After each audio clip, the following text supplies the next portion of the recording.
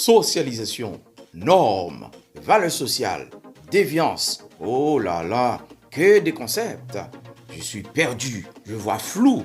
Si vous êtes perdu comme moi et que vous voudriez voir clair, cette vidéo est pour vous, pour vous, pour vous.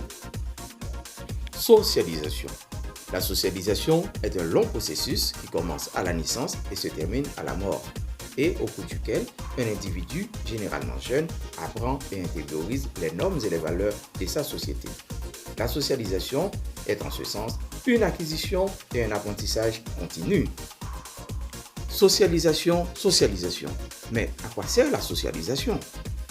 La socialisation sert à la reproduction sociale et à la cohésion sociale. Elle vise à faire d'un individu un être social, c'est-à-dire un élément bien intégré dans sa société. L'apprentissage, l'intériorisation et la transmission des normes et des valeurs sociales se fait par le biais des institutions formelles et informelles, appelées aussi et surtout organes de socialisation. Voyons maintenant les grands organes de socialisation. Tout d'abord, il y a la famille. La famille qui peut être nucléaire, c'est-à-dire composée du père, de la mère et des enfants. La famille peut être aussi élargie, c'est-à-dire la famille nucléaire plus les grands-parents du côté maternel et du côté paternel. Et la famille peut être aussi recomposée.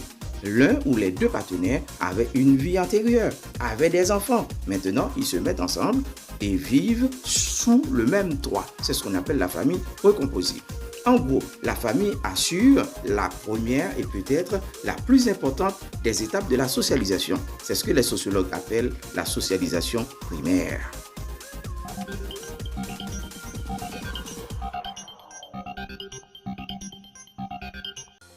Le deuxième grand organe en termes de socialisation, en termes d'influence, en termes d'importance sur la socialisation des enfants, c'est l'école. L'école vient juste après la famille. La famille d'abord, ensuite l'école. L'école de la République complète et entre parfois en conflit avec certaines valeurs, notamment religieuses, enseignées par la famille. C'est la socialisation secondaire. La famille, premier organe de socialisation. L'école, deuxième organe de socialisation. Mais il n'y a pas que ça. Il y a aussi la religion qui participe à la socialisation des enfants, que ce soit la religion chrétienne appelée couramment le christianisme. Il y a aussi le judaïsme, il y a l'islam et les autres religions, pour ne citer que les religions révélées, les religions dites à livre. Il y a aussi les groupes. Les groupes participent à la socialisation, surtout des adolescents. Okay? Surtout des adolescents. Les groupes participent largement à influencer, à modeler les conduites, les comportements des jeunes. Les groupes de pairs, par exemple. Quand on dit groupe de pairs, c'est le groupe auquel on s'identifie. Le groupe d'appartenance.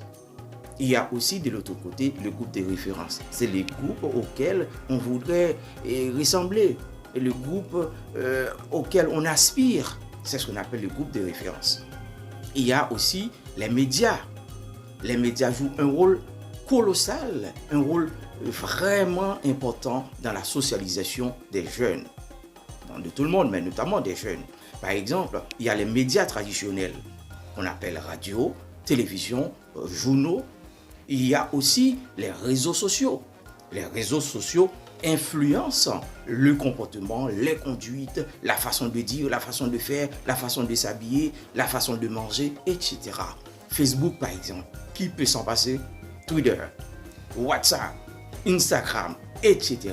Ce sont des réseaux sociaux. Ils prennent une place importante dans la socialisation des jeunes enfants. Pas que des enfants, des jeunes aussi, et même des adultes. Pourquoi pas? Et finalement, il y a aussi le travail. Oui, le travail participe à la socialisation des jeunes actifs, des adultes. Oui, dans une mesure moindre, mais le marché, le travail influe sur les comportements, sur les conduites des gens, les conduites des actifs. Voilà, donc le travail, c'est aussi un organe, peut-être pas au même titre que l'école, que la famille, mais le travail influe sur les comportements, les conduites des jeunes actifs. La socialisation est-elle universelle? Est-on socialisé une fois pour toutes? Définitivement, la réponse est non. La socialisation étant l'apprentissage et l'intériorisation des normes et des valeurs socioculturelles et religieuses ne saurait être universelle. Voyons pourquoi.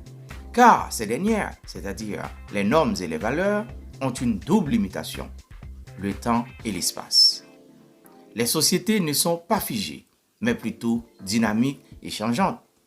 Donc, la socialisation est toujours fonction d'une époque, est toujours fonction d'une culture.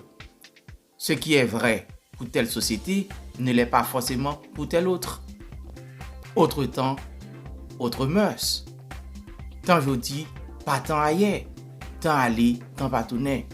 La socialisation est une affaire d'époque et de culture. Oui, les temps ont beaucoup changé. Effectivement, ils ont changé, mais pas que.